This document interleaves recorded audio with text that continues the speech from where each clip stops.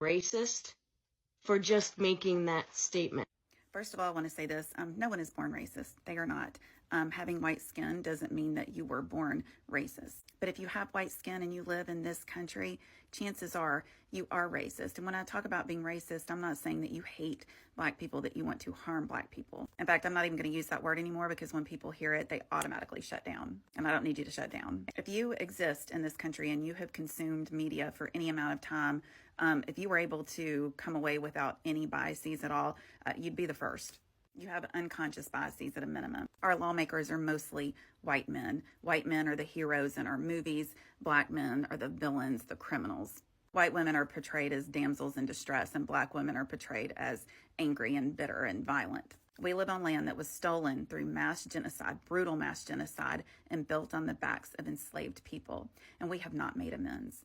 Indigenous people are still being killed. No one talks about it. Black Americans are being terrorized by law enforcement. There are people who are actively trying to harm marginalized communities, and then there are other people just sitting back and watching it. We're allowing this. So this is a racist country. And then there is systemic racism, which we benefit from, but that's a completely different conversation. So white people, this is the way I look at it.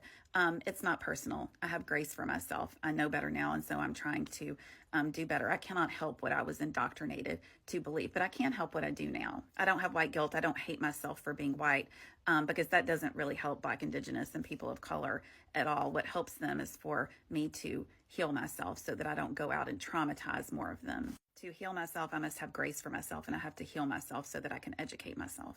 And white women, have grace for your other white women. Stop looking for opportunities to pounce on white women in my comments to show that you are the better ally. It's not a competition. Again, it doesn't help Black, Indigenous, and people of color. It is possible to hold each other accountable without hurling white violence at each other, and that's what we do. But we're not going to do that anymore, okay? I hope this helps.